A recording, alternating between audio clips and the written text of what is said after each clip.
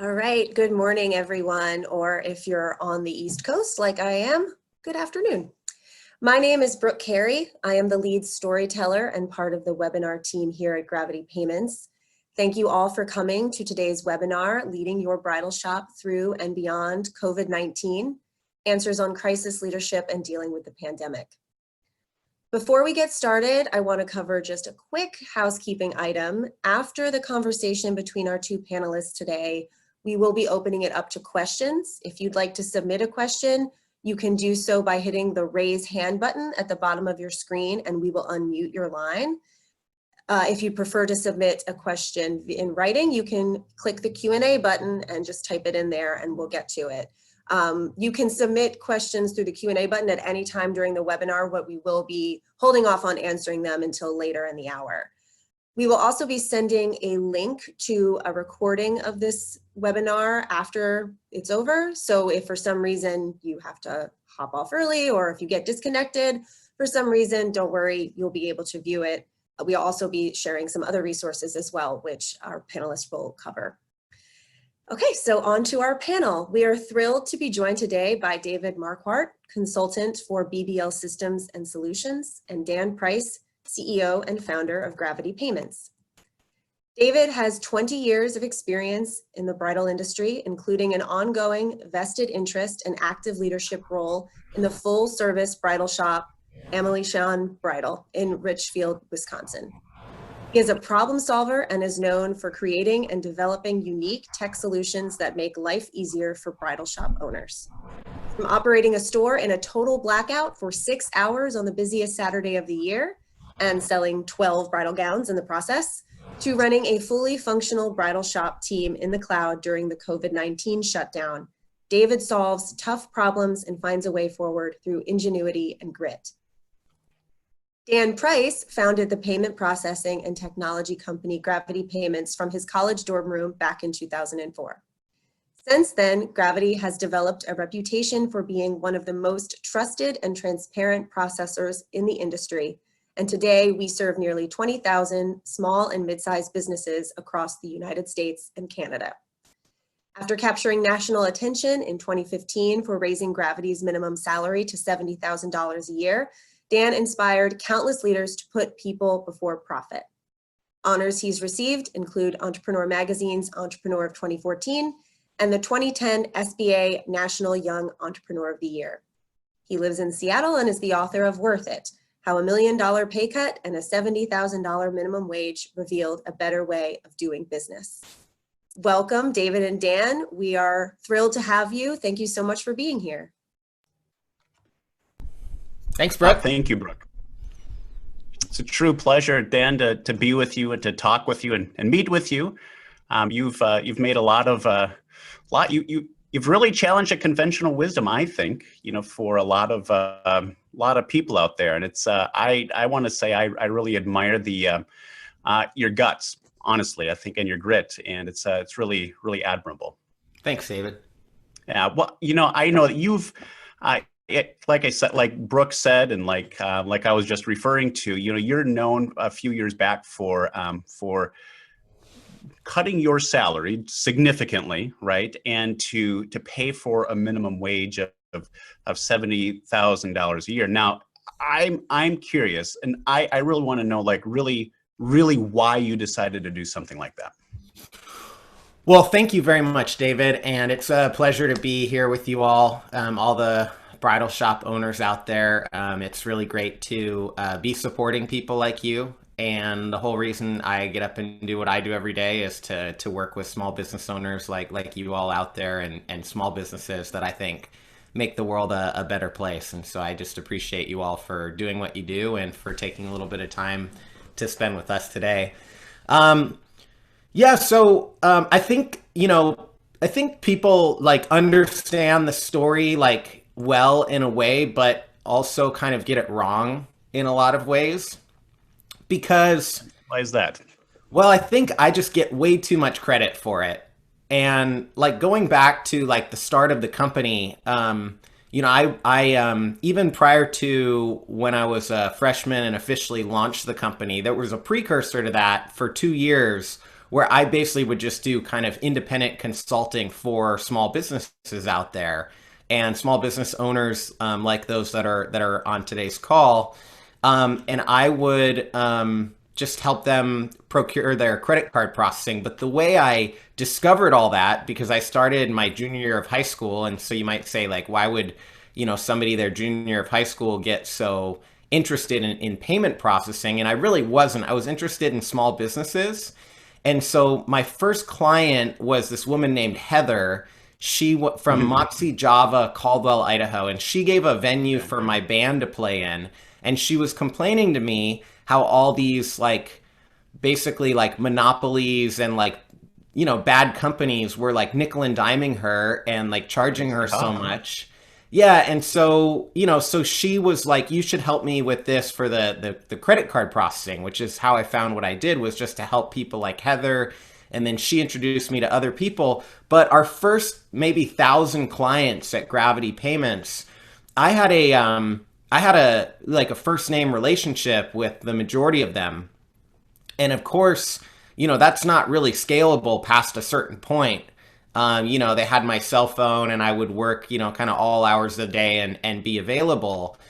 And so, trying to figure out how do we have a team come together that's dedicated to helping small businesses and doing whatever we can, even just to relieve, this kind of insulting thing of credit card processing. Because the way I can say I agree. I mean, from a standpoint of a small business owner, I mean, it's significantly difficult to try to make sense of all that stuff. And so I think that makes a lot of sense. Yeah, so we just want a small business owner to not feel stressed and just to know hey, I'm getting the best deal that I possibly can get. And anytime I need something, there's going to be somebody there that has my back that I can turn to. And so the whole company had to work together. All the employees had to work together to create that reality, because that's a very difficult reality to create. It makes sense. And so we did that together and we were so dedicated. And then, we had a difficult time in 2008 and we barely made it through. So then we were kind of scared. And by 2011, we were thinking, okay, we got to save a lot of money and get ready for the next, big recession that's going to hit and all that. Yep. And so, eventually it's we're not actually providing a living wage. We're not providing the basics for the people that are doing all of that to create all the value of the company, because our entire team was united around helping small businesses and doing everything we could to be there, for bridal shops. But you're wondering, what about your employees? Yeah. And so the big announcement in 2015, it came after, us as a company setting a goal in 2012, 2013, 2014, and the first part of 2015 to make raises a real priority. And we set 15% as the goal and exceeded it in all of those years. And we're on track to exceed it, in 2015.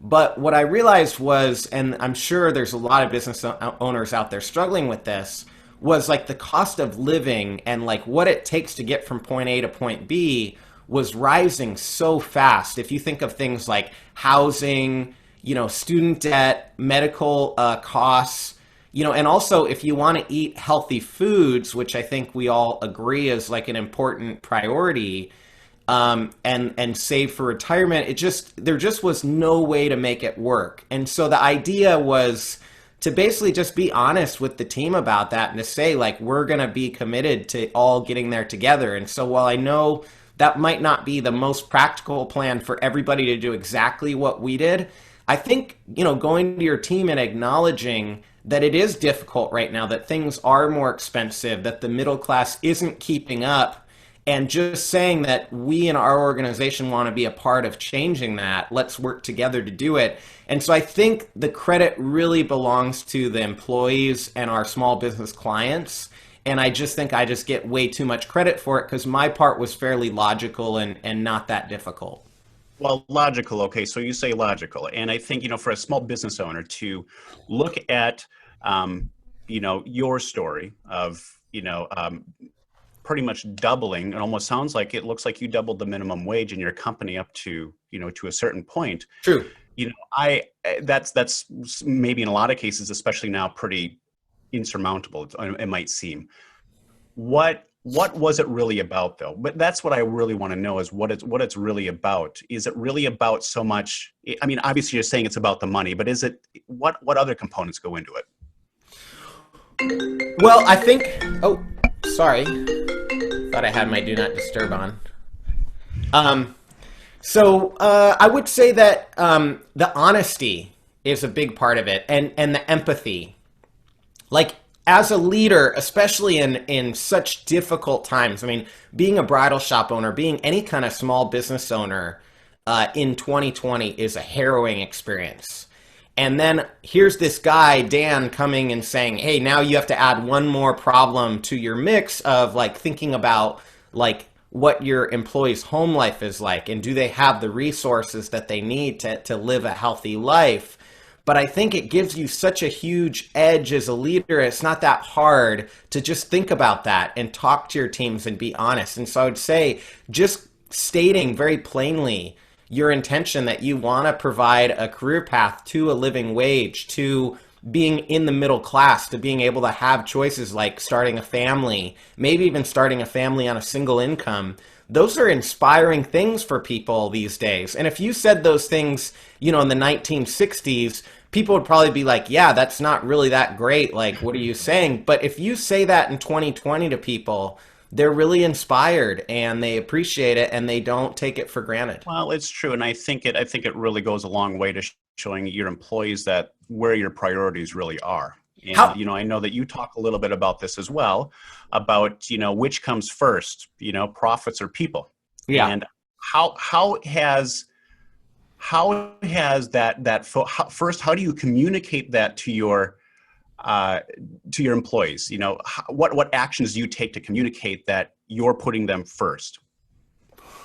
Well, it really is a conversation, and it's like a team type thing. And also, getting employees' approval is not something, it's not a sustainable goal. And so it's more of like a partnership, and there is tension there. There's always tension in that relationship. Sorry, what do you mean by that? What do you mean getting employees' approval?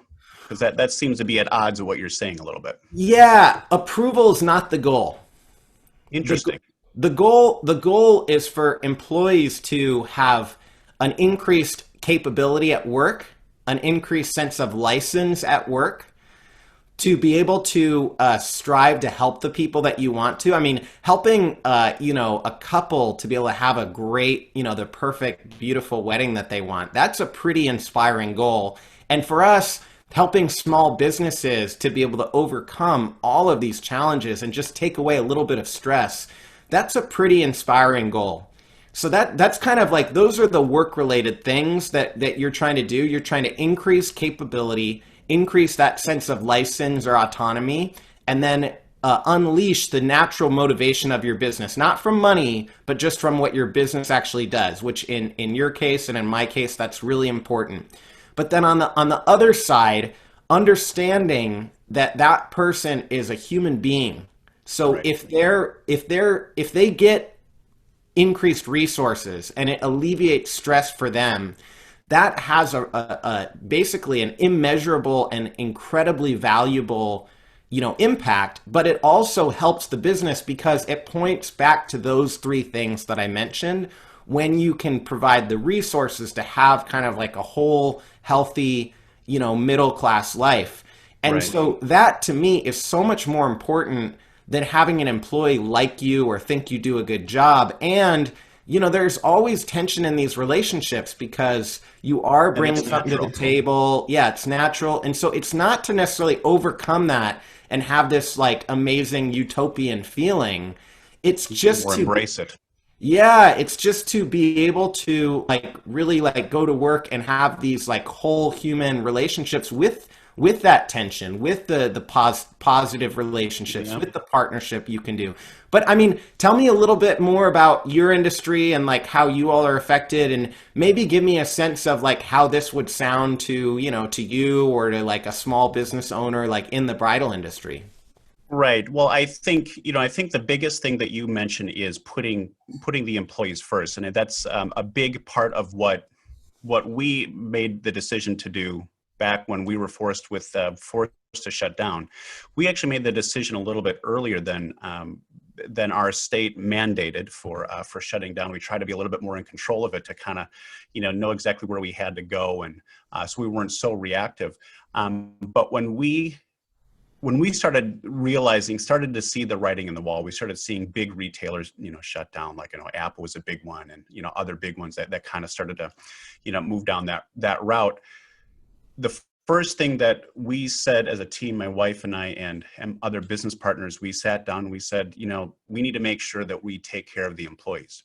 And they're about to hit a rough time as well. And we were very honest with the employees when we started seeing the writing on the wall. We stood up there in front of in front of them and said, the next couple of weeks are probably going to be pretty bumpy, and you can count on us. We're going to be here for you. We're going to do everything possible we can to minimize that bumpiness, and we understand how important your job is to all of you, and it's important to us. And we all work together as to support our brides and to support the community. And and that was something that was pretty heavy for us, and something we really wanted to make sure that we did our part to make sure we were taking care of our employees, because it really affects a lot more people than just their employees, and it affects all the people they do business with in our community, and schools, all that stuff. It really kind of trickles down. And so yeah, I mean, it's really, I think, what you're saying, what the at the base of what you're saying is trust and authenticity.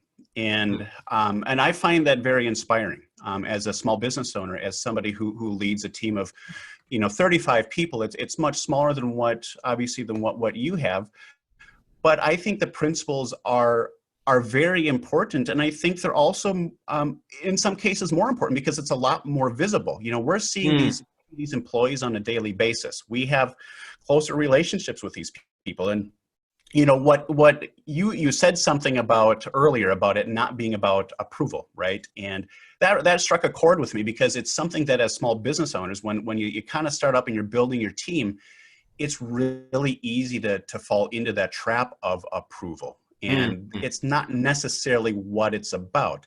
And I find that interesting that you say that too, because you've got all this attention. You're like, oh, hey, $70,000 a year, it's minimum wage, it sounds great and everything, and you've worked hard to be able to get to the point where you can do that, which you've got to admire, right? And so has your team. It's not just you, but your team has as well. So I think it's to me what your story signifies, and I think what really a lot of bridal shops can relate to is the why behind that, the why you did it, and that's why a lot of bridal shops start. Is because of the why. They want something that has a little bit more meaning.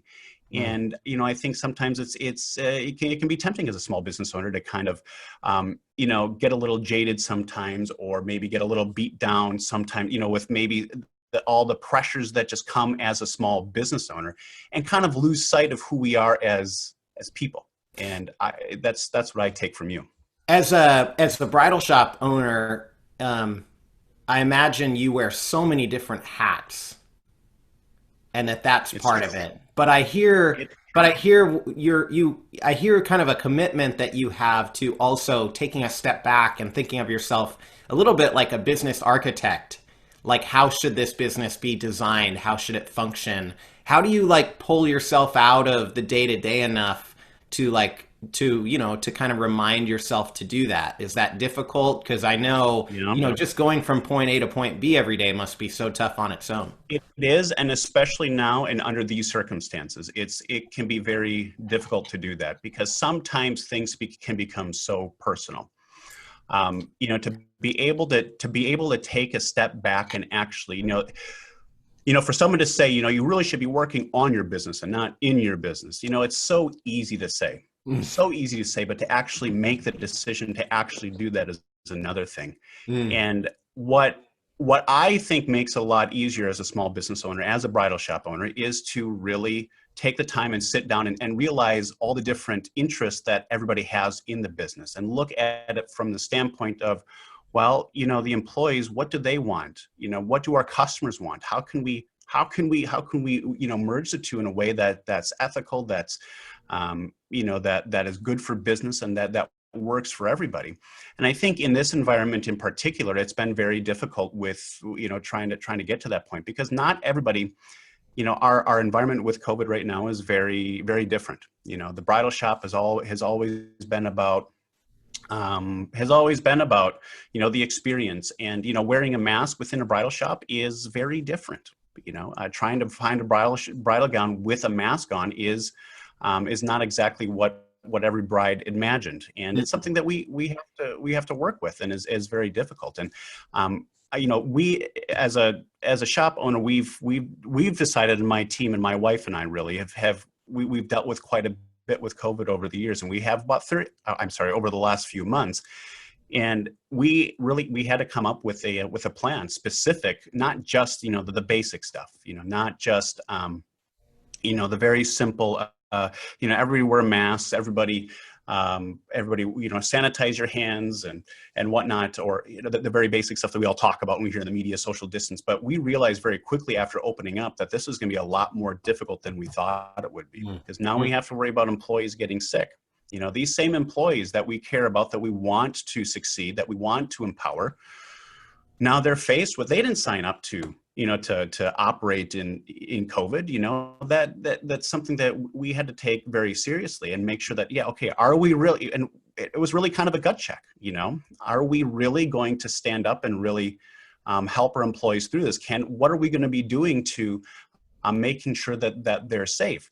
And we thought we were doing enough when we first opened up, but we quickly realized that once we started getting, there was one instance in particular where a customer, a customer had called in and about 7 days after she had been in her store and said she had tested positive for COVID.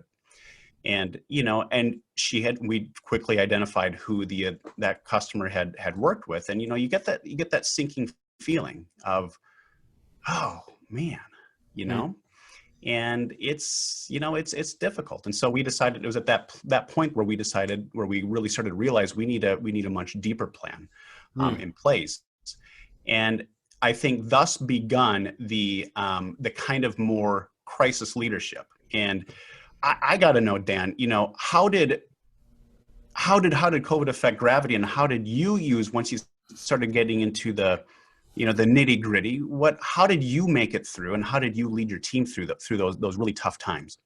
Well, in 2008, we lost 20% of our business, and it felt pretty immediate. It wasn't this immediate, but it felt like overnight. Yeah. And so we were told, that was a once in a generation, once in a lifetime kind of crisis, and that would be the worst it would ever be.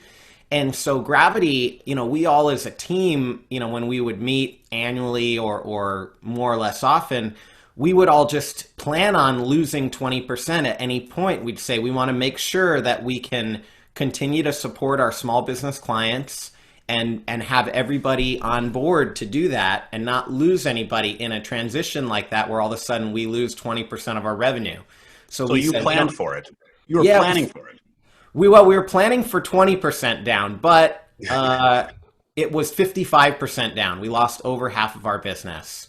And we went from making kind of a modest profit that would go towards savings and paying down some modest debts that we have and things like that, to losing $1.5 million a month and having, probably 3-4 months, something like that, to survive. So, I was honest with my team. I was honest and just told them that I didn't know how we were going to get through this. And what competitors and people I was listening to in our industry were saying was there's only two paths out. One, you can add a $100 fee to all your small business clients, which our competitor Heartland, which is owned by Global Payments, did that. Or you can lay off, up to half of your staff, maybe not that much, but our competitor Toast did that. So we had two competitors do both of these plans, lay off 50% of their staff on the one hand, and on the other hand, add a $100 fee. And if you do the math, 20,000 small businesses that we support times $100 fee, that's $2 million a month. So that would have solved our crisis. But our team was just so against, putting this on small businesses that we were there to help, that we were there to stand by. So they came up with an idea that sounded crazy, that honestly I didn't necessarily think would work the first time I heard it, but they said, let's just have voluntary, individual, and anonymous. Anonymous because I don't want any pressure. I don't want anybody knowing what anyone else is doing. Pay cuts. And we had 98% of the company participate on an anonymous basis in pay cuts. That's huge. Yeah, and But average. so let me back up a second. Yeah. They decided, they came together and they decided that they were going to take pay cuts. You didn't tell them, hey, we have to take pay cuts. That was your employees. Yeah, well, not only that, they said, let's have it be individual and anonymous, and let's see what we can do. Let's see what we can come up with. And sure enough, to my amazement, and I bawled my eyes out when I saw it, they volunteered enough to basically be able to almost eke out a break even during the worst months so that we could continue to support small businesses. So you're being very humble about this. And this is something that I think we all strive for is a team that's going to run through a brick wall for you. And, as a small business owner, as a small shop, you've got shops that are on right now that, that have maybe 5 employees. We've got some that have maybe, 40, 50 employees and everywhere in between. Why is it that you believe that your team did that? I think most people would do this, but I think we don't realize it as leaders that we're demotivating our teams. So I don't think I was any great spectacular leader or, we do have amazing people at Gravity. I don't want to but take you any set the credit, stage though. Well, I would just say that I think that the people that I know at Gravity that I work with, and I suspect people are like this that don't work at Gravity too, they really care. And the company's actions and behaviors is more likely to make them care less than more. And the leadership action and behavior is more likely to make them care less than more. And so in my mind, a lot of it is just credit where credit is due. They're the ones that came together and did it. And I think they had that in them all along. And I think more of our employees, for bridal shops out there, would behave in that way more and more if we just kind of let them. So what I'll give myself credit on, I think the part that I played was I was just very honest and open and transparent. And I was open to letting the employees talk about and decide what the solution would be. And they came up with a much better solution. They're much smarter and more self-sacrificing and more on board than I could ever dream of or be as a group. And so I think what really worked well was having the employees be empowered and trusting them, even though that takes a bit of a leap as a leader to trust the employees. What I'm getting from you is trust, authenticity, and being upfront, leading through this crisis. So, and I think that that's very poignant, and I think it's a great reminder for myself as we head into the fall. I think a lot of us really don't know what's ahead for us, and particularly for bridal shops, small businesses that are very customer facing. I think it's very helpful to hear that, the authenticity. I mean, leading with your heart, would that be almost kind of, where you're? I would say letting the employees lead with their hearts and getting out of their way. Be a facilitator, be a communicator, be open, but don't expect that you're going to be such a great leader and such a great person to inspire them. Instead, get out of their way, provide a platform, and get everything organized, clear, and transparent for them. Well, I think that's absolutely inspiring, and I think it's a great reminder of and to really be humble as we're kind of going through this, and remember and listening to the employees, because really at the end of the day, they are the ones in many cases, and maybe not all cases, but in many cases with bridal shops that really are working with brides, working in the day-to-day. So yeah, I agree. It's very important to really take their feedback into account and get out of their way. It's sometimes it's hard to do. Did you struggle with that when you first started? I mean, I still struggle with it. I'm not that good at it, but I Okay. feel like it's one of those things that's so important. You don't have to be good at it. You just have to get less bad at it, right? That's a good Because, point. That's a good way to look like at it. a lot of people that start businesses are take charge, take initiative type folks, right? And that's kind of Yeah. normal and that's good. That's part of what helped us get to where we are. But then, the downside of that is we think it's about us sometimes. And so just learning to dial that back and understand it's really not about us. Maybe it's a set of ideas, principles, intention, what we're trying to accomplish with our business. And then it's really about the people that decide to join up and dedicate themselves to those ideas and principles.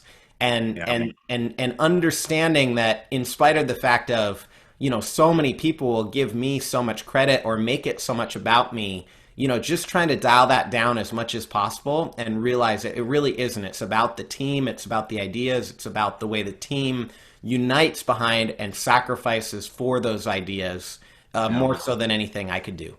Yeah, and I think I know there are a lot of bridal shops on that really want to know as well.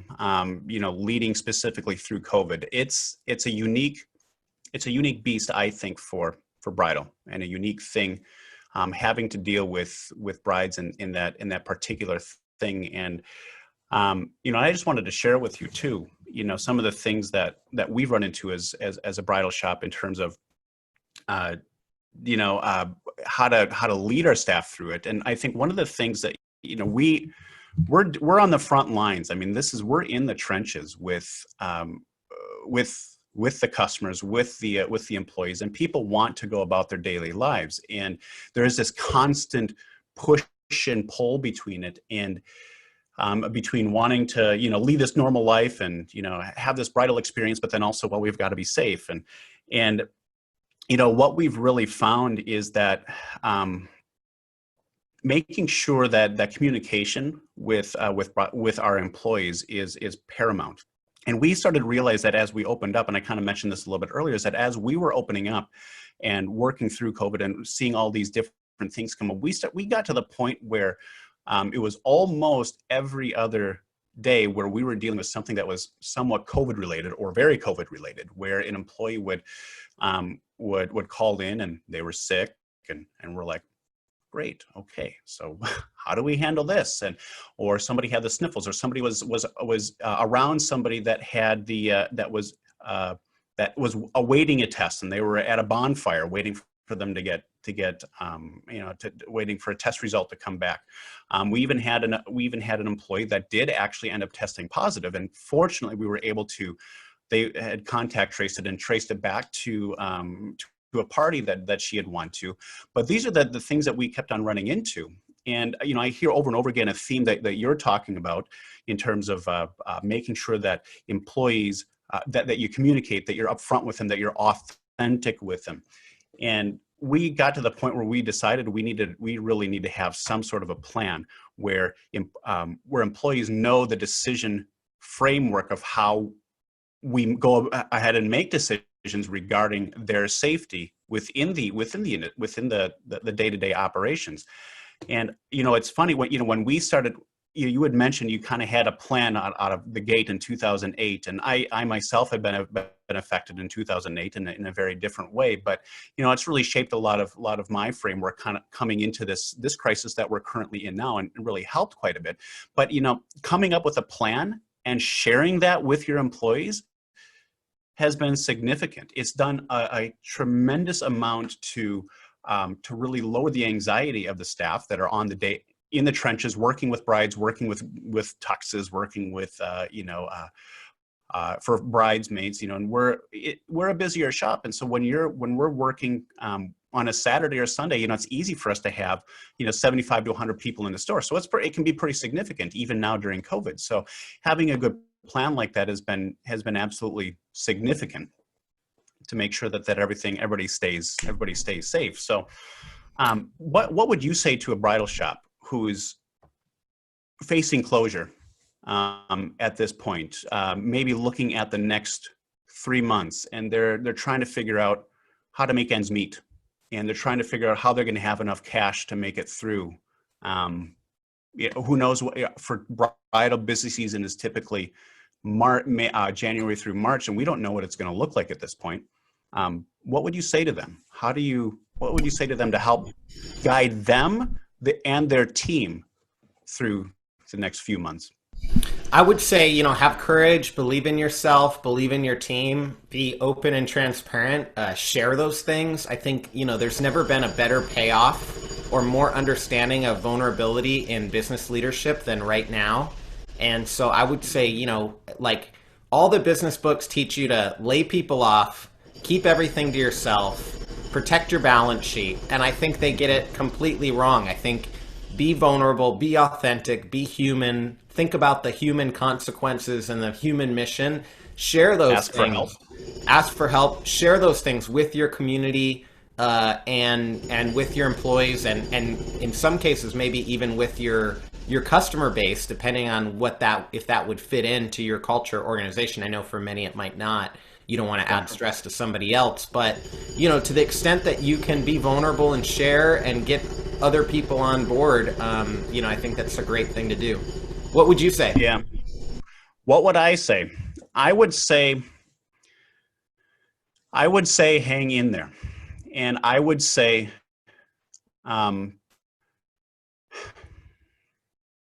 try everything you can think of, and don't give up, because it's going to get better. Where the business will come back, we will get through this, and the divisiveness that we are all experiencing now, maybe it might get a little bit worse, maybe it won't, but the truth is I think we can believe in humanity, and I think we can believe in humanity to make it through the next few months. And I think that if you just hang in there and don't give up and reach out to people that that are going through the same thing, find a support network. If you're in the business by yourself, I'm fortunate enough to have my wife to lean on every day, and she leans on me, and we're I have to say I never expected to be such a awesome team with her. But if you don't have somebody within your business, it gets really lonely, very lonely sometimes, and reach out for help. And I think that would be my advice. And the other thing is I would plan. Make a plan. Start planning for the tough things that can come your way. Like you said, you plan for business going down. Well, with COVID, we have to play defense as small businesses, as bridal shops. We have to think of those things that could potentially go wrong. How are you going to, if you're forced with having to shut your business down, if you, God forbid, have a couple of team members that might test positive, if you have to shut down, plan for it. If you're not planning for these things become much more costly, and you start making, poor decisions as a leader, as a team, going into these things. So plan, and do your best to try to anticipate, plan for the worst and work towards the best would be where I would go with this. I think that's a great place to pause and open up for questions. Thank you so much. This has been such a great, I hope for the attendees, a very positive, forward-looking conversation. We do have a couple of questions, but first I actually had one as a follow-up, David, to what you were talking about a little bit, kind of try whatever you can think of. And so I'm curious from the both of you, what innovations have you heard from shop owners that have really stuck with you? What have you heard people trying that seems to be working, or what have you tried? And Dan, if you have an example from another industry that might apply to the bridal industry, I'd love to hear that as well. So to keep trying different avenues, in terms of keep trying, I think it's very easy as a bridal shop owner, as I think as a business owner in general, to get stuck in a rut and get stuck in a certain way of thinking, and get kind of, I think, focused on what we have been doing. And I know it sounds so simple, and I know it sounds so cliche, but if you're you can't, I think the definition of insanity is doing the same thing and expecting a different result. It's just not going to it's not going to come, it's just not going to happen. So you really need to just keep trying and keep pushing. And there are so many examples across the country of people trying different things. Of, obviously the virtual appointments has been something that a lot of us have been doing. If you're in a state where you have to have a restriction with the amount of people in your store, like certain capacity, like a 25% capacity or something of that nature, go and get some tablets. They're cheap, $50, $100, you can get some tablets, get a Zoom account. Google, you can do Google for probably free. There are ways to go around it. And I think, Dan, you'd probably agree with me. It's not so much the ideas that you come up with, but it's more so the motivation to actually ask yourself the right questions and actually go out and try to find those answers. But yeah, that would be my advice. I was muted.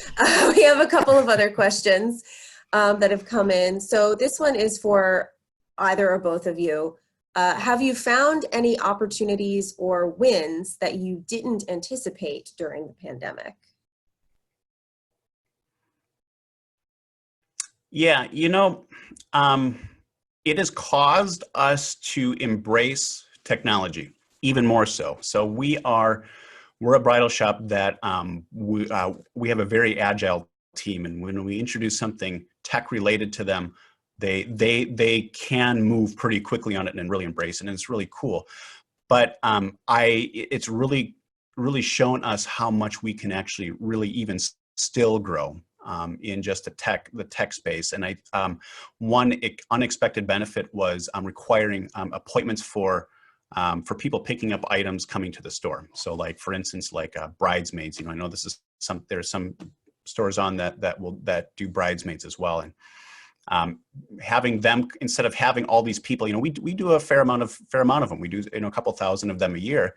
So having them all come and pick up and come into the store, that presents a challenge. And so we required everybody to make an appointment. And with our point of sale system, we're able to automatically send out notifications when they receive them, and they can click on a link and they can make an appointment, and we don't have to think about it. And we've actually kind of almost expanded our team, using technology, and use our point of sale system as kind of a second or another employee in that result.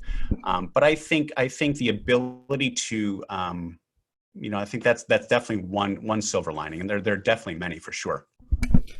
I would say, for me and for us, I don't want to make it sound better than it is. I mean, it's a really horrible situation. And I think more the way I think about it, as opposed to opportunities from it, I think of like how to deal with the pain and some of the misery that comes from it, and just understanding, that there are literally hundreds of thousands of small businesses closing right now, and a massive shift of kind of wealth and even business capability from small companies to large companies.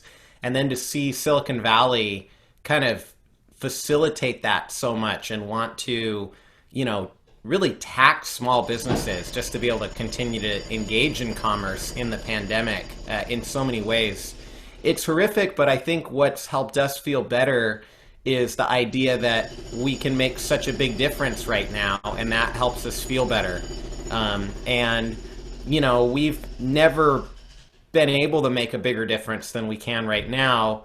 In most cases, we don't have any commercial net benefit from it. We're not making more money, but we are doing more for our clients, and our clients are relying on us.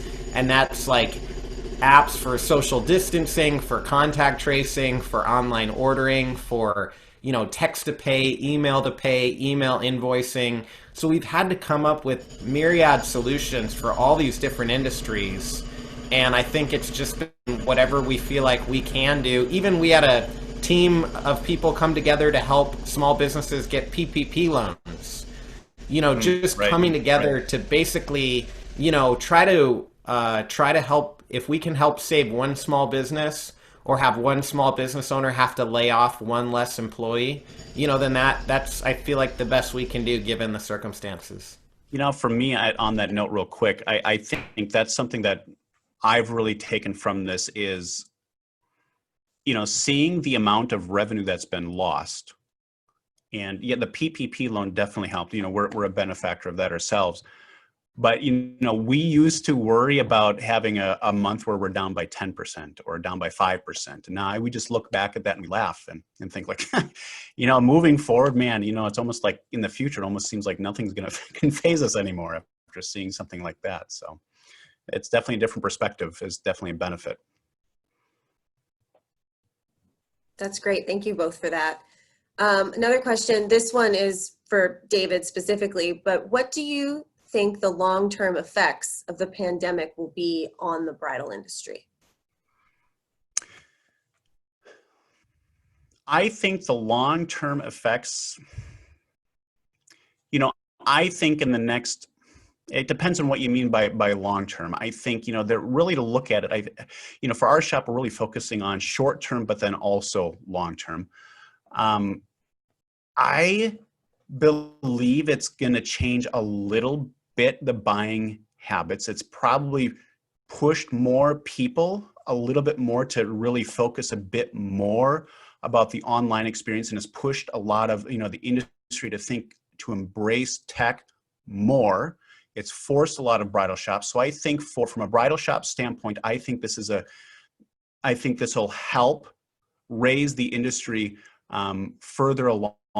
From a tech standpoint, I think from a buying standpoint, at this point, it almost seems like we're looking forward to maybe April, May, where we feel like things are probably we're hoping that things might come back to normal, and we're not seeing, I think, long-term effect. I think the only thing I can point to is it's making all of us, it's forcing all of us to be more efficient with how we operate. I think long-term for businesses, and I think it will. I think in the end, things are going to come back. We're very hopeful. I mean, brides this month, I mean, they're out shopping. So I think those rites of passages are never going to go away. Yeah, I don't think people are going to stop getting married anytime soon. And brides, speaking as a former bride myself, I don't think they're going to get tired of buying beautiful dresses. So hopefully we'll see a big comeback for your industry sooner rather than later. Another question, I really love this question. I think it's really creative. In regards to your employees, and this is for both of you, what skills or personality traits have revealed themselves as particularly important and valuable in a crisis of this level? That's a really good question.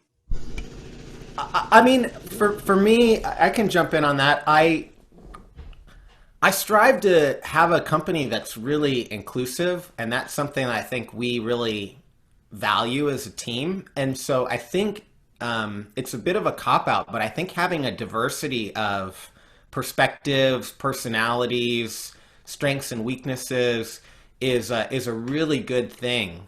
And it really served us well. We did, in the pandemic, have a handful of employees that wanted centralized decision-making, centralized leadership, didn't want, the employees to have so much of a say. And unfortunately, we did actually, potentially even lose an employee or two that didn't like our approach, that wanted it to be central. But I think what that highlights is just if it highlights anything, the strength of our team, together as a team.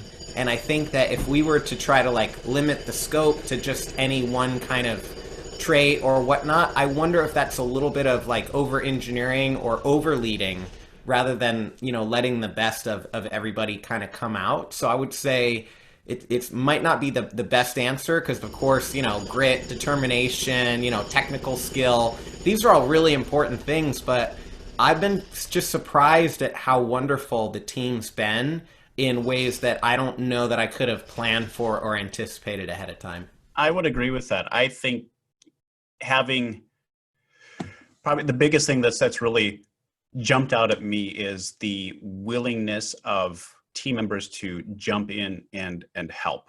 They saw an opportunity. They saw that things were tough from a leadership standpoint, and seeing team members, employees jump in and proactively try to take something off our plate.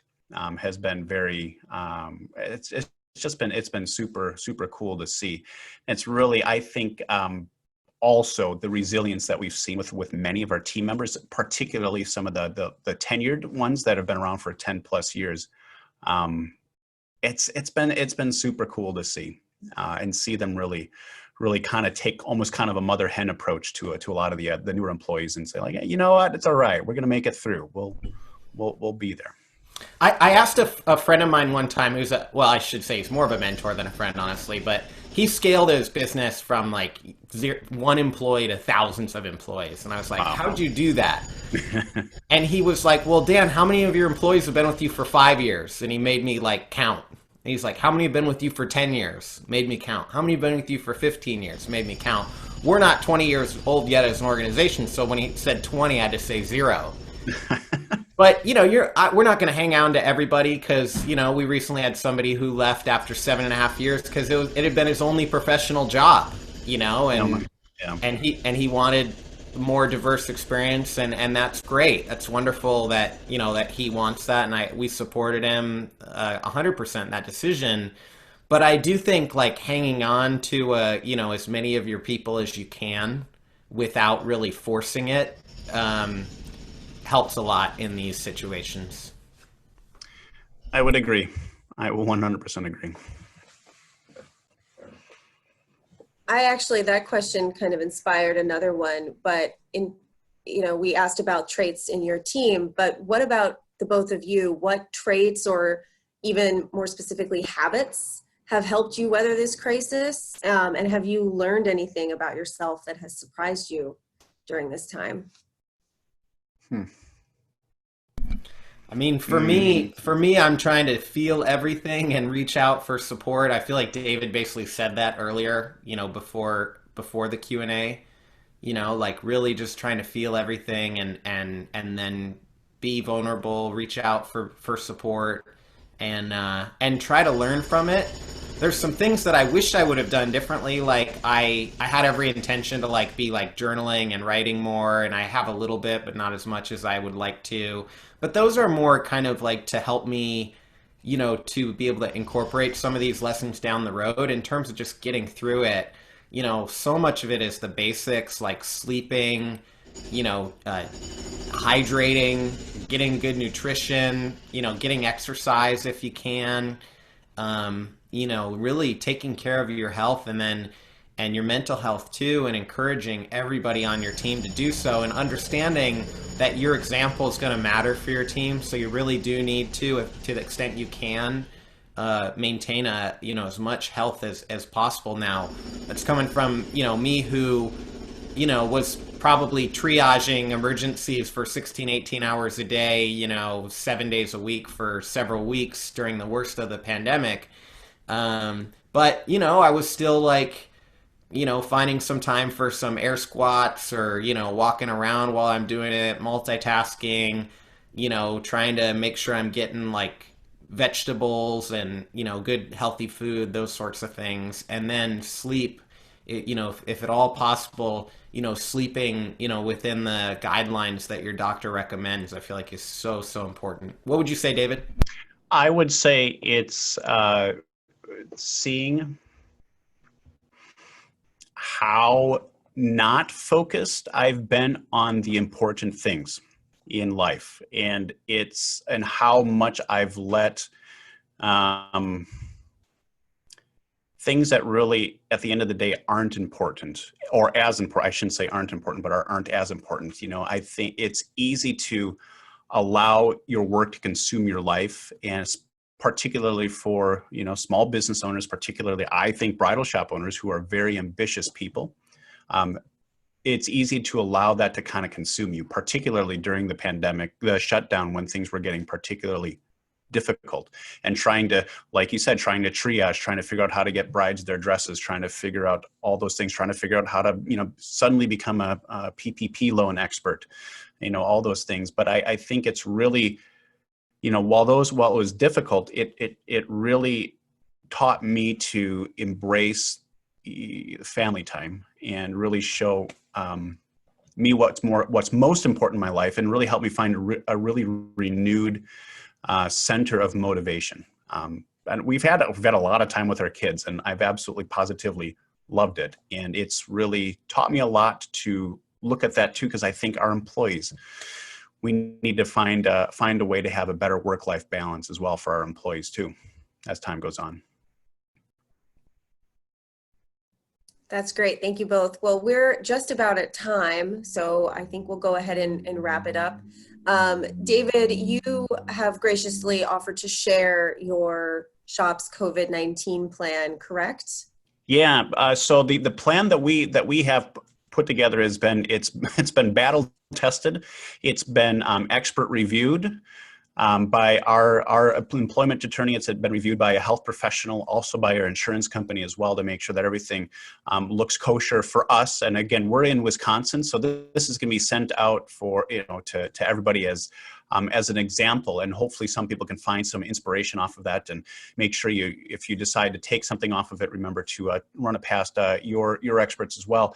But hopefully this helps and inspires people to think ahead and to get to a point where you're not so reactive in situations like this. And it's so easy when we're having to focus on about 20 different things or crises at once, especially coming up into the fall. Hopefully it inspires people to really start thinking ahead, because we all have a vested interest in making sure that we can all stay safe, and for the industry that we all move forward in a safe manner. We're all there to support our vendors and support each other. If you guys have any questions, just reach out. I'm always happy to answer. You can leave me a note on our social media page on BBL. You can also send me an email personally at david@amelyshan.com, and I'm happy to answer any questions that come my way about how we handle specific situations, from testing to vacation policies to exposures and everything within the workplace, because Bridal is exceptionally unique. So reach out. I'm here to help. And I just want to say thank you to everybody that had the chance to join today. Thanks for giving us an hour of your time. I also want to give a particular thank you to two people that I work with, Emily Stringfield and Matt Erickson, who both work in the bridal industry. They have, the competence and expertise for how the industry works.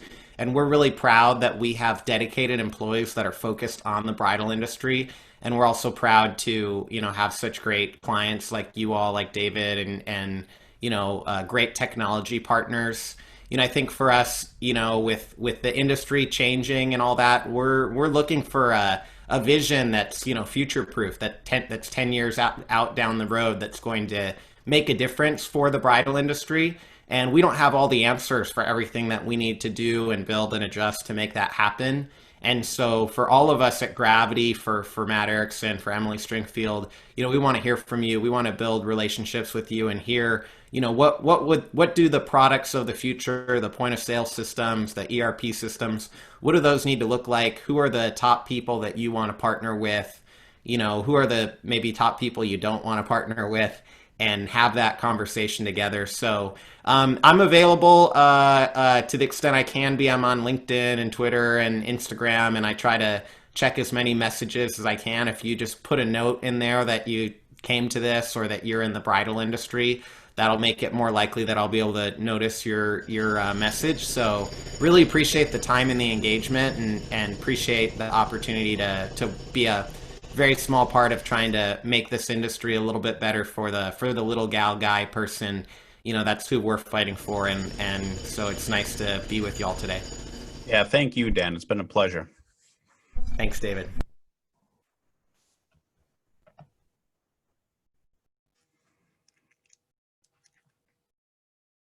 Take care. Yeah, thank you. Take care.